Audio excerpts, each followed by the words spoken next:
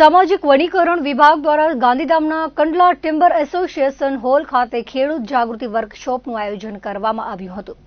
ઉચ્ચ અને ટેકનિકલ શિક્ષણ રાજ્યમંત્રી ટેકમભાઈ છાંગાએ ખેડૂત જાગૃતિ વર્કશોપને ખુલ્લો મૂક્યો હતો. તેમણે કહ્યું હતું કે આ કાર્યક્રમ એ ત્રિવેણી કાર્યક્રમ છે, જેના કેન્દ્રમાં ખેડૂતનું કલ્યાણ અને પર્યાવરણનું સંરક્ષણ છે.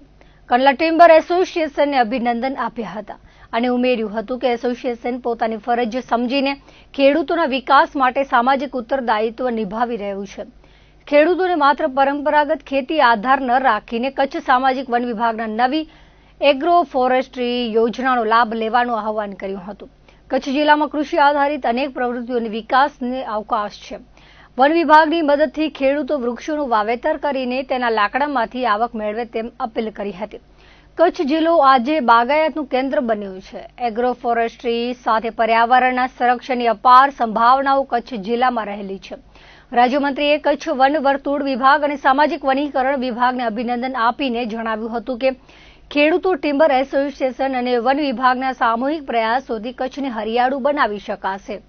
ખેડૂતોને એગ્રો ફોરેસ્ટ્રીનો લાભ લેવા અને પોતાના ખેતરમાં તેમજ સેઢા પર શક્ય હોય ત્યાં વૃક્ષોનું વાવેતર કરવા અપીલ કરી હતી.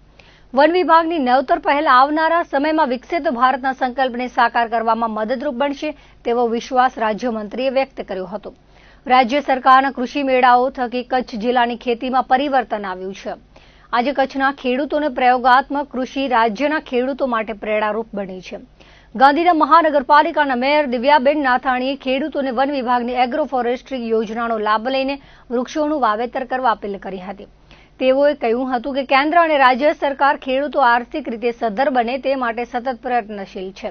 કચ્છ વન વર્તુળના વન સંરક્ષક ડોક્ટર ધીરજ મિત્તલે કાર્યક્રમમાં ખેડૂતોને આવકારીને જણાવ્યું હતું કે સરકારનું વિઝન છે કે ખેડૂતો પરંપરાગત ખેતીની સાથે સાથે કચ્છ જિલ્લામાં વૃક્ષોની ખેતી કરીને આવકનું નવતર સાધન ઊભું કરે. કંડલામાં ટિમ્બર સહિત અનેક પ્લાયવુડ ઉદ્યોગોની હાજરીથી એગ્રો ફોરેસ્ટ્રી માટે કચ્છના ખેડૂતોને સૌથી અનુકૂળ વાતાવરણ મળી રહેશે. ખેડૂતો જ્યારે સાગ, ચંદન, મિલિયા, ડુબિયા, નીલગિરી, અરડુસાના વૃક્ષોનું વાવેતર કરશે તો તેના લાકડાના ગ્રાહકો સીધા જ કચ્છ જિલ્લામાંથી જ મળી રહેશે. ખેડૂતો શેઢા બ્લોકમાં આ વૃક્ષોને વાવીને પરંપરાગત ખેતી કરતા ઓછા ખર્ચે વધુ કમાણી કરી શકે છે. કચ્છ જિલ્લામાં એગ્રો ફોરેસ્ટ્રીના ક્ષેત્રોમાં વિપુલ તકો રહેલી છે. નર્મદા કેનાલની નજીકમાં આવેલા ખેતરો, વાડીઓમાં વૃક્ષો વાવીને ખેતરમાં ભેજનું પ્રમાણ નિયમિત કરવા સાથે એક ગ્રીન બેલ્ટ ઉભો કરીને તેમાં આયોજનબદ્ધ આવક મેળવવા એગ્રો ફોરેસ્ટ્રી અપનાવવા ખેડૂતોને અનુરોધ કર્યો હતો. સામાજિક વનીકરણ વિભાગ કચ્છના નાયબ વન સંરક્ષક જે.આર. પટેલે જણાવ્યું હતું કે કચ્છ જિલ્લામાં સરુ, ચંદન, સાગ, મિલિયા, ડુબિયા જેવા આર્થિક ઉપાર્જન આપતા વૃક્ષોની ખેતી તરફ કચ્છના ખેડૂતો વળે તે માટે સામાજિક વનીકરણ વિભાગ પ્રતિબદ્ધ છે. કચ્છના ખેડૂતોને એગ્રો ફોરેસ્ટ્રી યોજનાનો મહત્તમ લાભ લેવા અનુરોધ કર્યો હતો. કંડલા ટિમ્બર એસોસિએશનના ઉપપ્રમુખ હેમેન્દ્ર યાદવે પ્રાસંગિક ઉદબોધન કરતા જણાવ્યું હતું કે માનવ સભ્યતાના વિકાસમાં લાકડાનું યોગદાન રહ્યું છે. લાકડું પ્રકૃતિની અમૂલ્ય દેન છે. પર્યાવરણ સંરક્ષણ સાથે લાકડાનું ઉત્પાદન કરવા પર ભાર મૂક્યો હતો. ગુજરાતના તત્કાલીન મુખ્યમંત્રી અને વડાપ્રધાન નરેન્દ્ર મોદીના વિઝનથી કચ્છના લાકડા આધારિત ઉદ્યોગોને નવી ઓળખાણ મળી છે. આજે ટિમ્બર ઉદ્યોગ 1,05,000 લોકોને પ્રત્યક્ષ અપ્રત્યક્ષ રોજગારી આપી રહ્યો છે. પ્રગતિશીલ ખેડૂત તેમજ આગેવાન મણિભાઈ પટેલે ખેડૂતોને માર્ગદર્શન આપતા કહ્યું હતું કે પર્યાવરણના સંરક્ષણ સાથે વૃક્ષોની ખેતી આજના સમયની માંગ બની છે. ખેડૂતોએ સામાજિક વનીકરણ વિભાગની એગ્રો ફોરેસ્ટ્રી યોજનાનો લાભ લઈને વૃક્ષોની ખેતી કરવી જોઈએ. કાર્યક્રમ દરમિયાન રાજ્યમંત્રી ટેકમભાઈ છાંગાની ઉપસ્થિતિમાં એગ્રો ફોરેસ્ટ્રીને લઈને સંસ્થાઓ, સામાજિક વનીકરણ વિભાગ અને ખેડૂતો વચ્ચે MOU સંપન્ન થયા હતા. આ MOU થકી આવનારા દિવસોમાં કચ્છ જિલ્લામાં સામૂહિક પ્રયાસોથી એગ્રો ફોરેસ્ટ્રી અપનાવીને ગ્રીન કવર વધારી શકાશે. રાજ્યમંત્રી સહિત મહાનુભાવોના હસ્તે સામાજિક વનીકરણ વિભાગ દ્વારા પ્રગતિશીલ ખેડૂતોને પ્રમાણપત્ર આપીને સન્માનિત કરાયા હતા. રાજ્યમંત્રી ટેકમભાઈ છાંગા સહિત મહાનુભાવોએ ખેડૂતોને વિવિધ વૃક્ષોનું રોપાનું વિતરણ કર્યું હતું. આ ઉપરાંત રાજ્યમંત્રી સહિત મહાનુભાવોએ કંડલા ટિમ્બર હોલના પરિસરમાં વૃક્ષારોપણ કરીને પર્યાવરણ જતનનો સંદેશ આપ્યો હતો. આ કાર્યક્રમમાં બહોળી સંખ્યામાં ખેડૂત મિત્રોએ ઉત્સાહભેર ભાગ લીધો હતો અને વન વિભાગના આ નવતર પ્રયાસને આવકાર્યો હતો. ગાંધીધામ ટિમ્બર હોલ મુકામે assistance to farmers to increase green cover and income under agroforestry યોજના અંતર્ગત વન વિભાગ કચ્છ કંડલા ટિમ્બર એસોસિએશન અને ખેડૂતોના ત્રિવેણી સંગમ સમા કાર્યક્રમમાં ખૂબ સુંદર મજાના માહિતી અને ખેડૂતોને ભવિષ્યમાં ઉપયોગી થાય એમની આવક વધારવા માટે પર્યાવરણના જતનની સાથે સાથે ખેડૂત પોતાની આવક કઈ રીતે વધારી શકે એ પ્રકારની સુંદર મજાના સેમિનાર વન વિભાગના વન સંરક્ષક શ્રી મિત્તલ સાહેબની આગેવાનીમાં સમગ્ર વન વિભાગ દ્વારા આજે ગાંધીધામ કંડલા ટિમ્બર એસોસિએશનના ભવનમાં આયોજન કરવામાં આવ્યું છે. જિલ્લા પંચાયતના અધ્યક્ષા બેન પ્રભાબેન અને મેયર શ્રી બેન દેવ્યાબેન પણ ઉપસ્થિત અને સાથે સાથે ચેમ્બરમાં પણ પ્રતિનિધિઓ, કિસાન પ્રતિનિધિઓ, પ્રગતિશીલ ખેડૂતો ખાસ કરીને એમની પણ ઉપસ્થિતિ અને માર્ગદર્શન અને ખૂબ મોટી સંખ્યામાં લાભાન્વિત ખેડૂતો અને વિવિધ પ્રકારની કૃષિ યોજનાઓ સંદર્ભે અને ખાસ કરીને કૃષિમાં પણ વૃક્ષ સંબંધિત યોજનાઓની માહિતી અને એને કઈ રીતે કાર્યાન્વિત કરીને પર્યાવરણના જતનની સાથે સાથે ખેડૂતોની આવકમાં કઈ રીતે વધારો થાય એ માટેનો માધ્યમ આજે વન વિભાગ બન્યું છે. એ આપણા સૌના માટે આનંદની વાત પણ છે અને ગૌરવની વાત છે. વિશેષમાં આવા પ્રકારના કાર્યક્રમોના માધ્યમથી જાગૃતિ પણ આવે છે અને સ્વાર્થ અને પરમાર્થ, વૃક્ષ ઉછેર અને વૃક્ષની આવક આ બંને હેતુઓ સિદ્ધ થાય એટલે કિસાનોને પણ આ પ્રવૃત્તિમાં પ્રોત્સાહન મળે છે.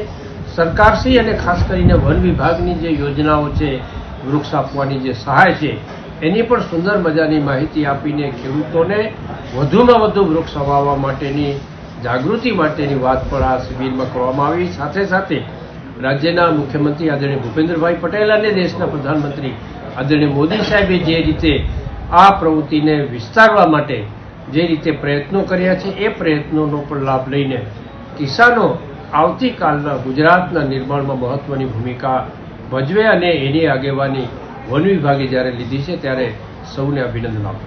કંડલા ટિમ્બર એસોસિએશન તેમજ અન્ય પર્યાવરણ સંસ્થાઓ સાથે કચ્છ સામાજિક વનીકરણ વિભાગ દ્વારા કચ્છ જિલ્લામાં જુદા જુદા તાલુકાઓમાં જે ખેડૂતો છે તેમની સાથે જાગૃતિ વર્કશોપનું એક આયોજન કરવામાં આવેલ હતું.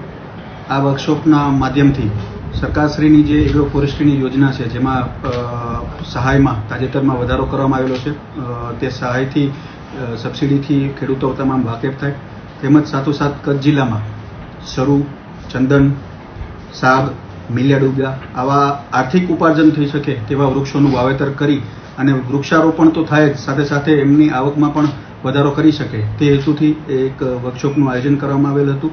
આ વર્કશોપમાં ઘણા બધા NGOs, રિટાયર્ડ ફોરેસ્ટ ઓફિસર્સ અને ટિમ્બર એસોસિએશન, વેલ્સપન, જુદી જુદી ઇન્ડસ્ટ્રીયલ ગૃહો ઘણા બધા આ વર્કશોપમાં જોડાયા હતા અને ખેડૂતો પણ જુદા જુદા તાલુકાઓમાંથી મોટા સંખ્યામાં ઉપસ્થિત રહ્યા હતા.